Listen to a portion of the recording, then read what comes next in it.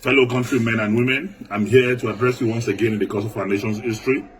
I'm here to address Nigerians, especially on my brother and friend, the former governor of Anambra State and the former vice presidential candidate of our political party, Peter Obi.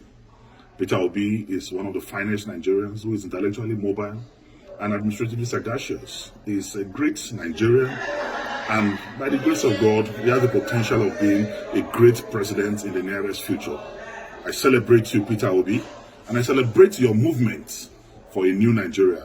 I celebrate your conscientization of the Nigerian youth and public on governance and building a new Nigeria. But I want to advise that your time is not now, because you will have to wait for your time. I've listened to your postulations, I've listened to your arguments, I've listened to your deliveries, I've listened to your campaigns, and I can say that 90% of your campaign is dwelling on reducing the cost of governance. I mean, most of your campaigns is around cutting the costs of governance. And I want to tell you that the problem of this country is beyond just cutting the cost of governance. The problem of this country is beyond reducing the cost of governance. I'm not saying that is deceptive, I'm not saying it's pretentious, but I'm telling you that it is less than 1% of our national problem.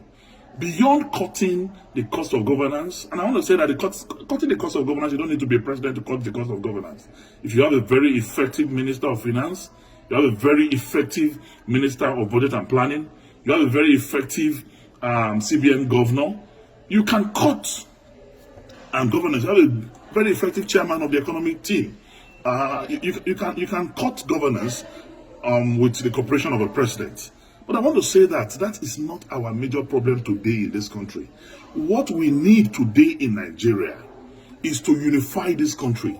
Nigeria has never been this divided in our national history. Not even during the Civil War are we this divided. There is no trust between the North and the South.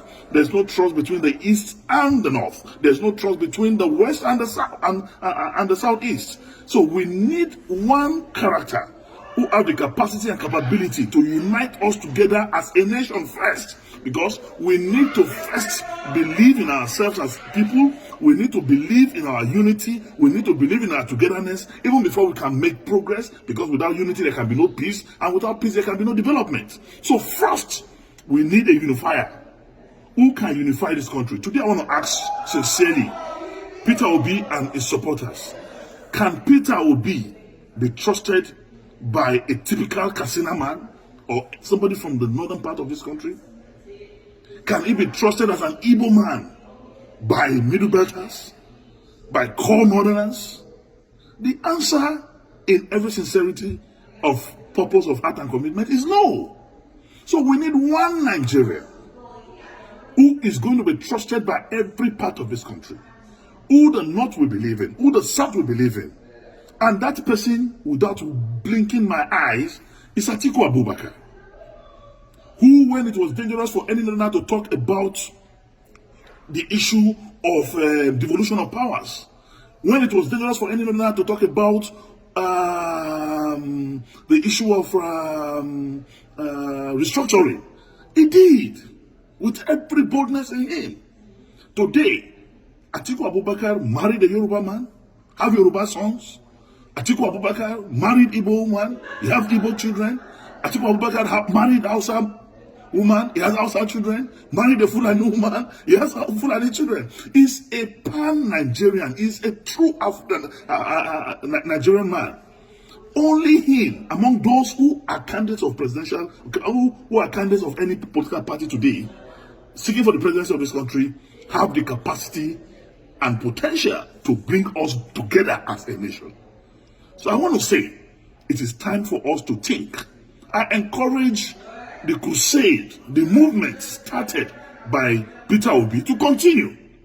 Move from campus to campus, move from community to community, move from one progressive group and organization from this country to another, to campaign for the new Nigeria that is to come, and be part of the movement of Atiku Abubakar to rebuild, to restructure, to reorganize, and reboot Nigeria as a country.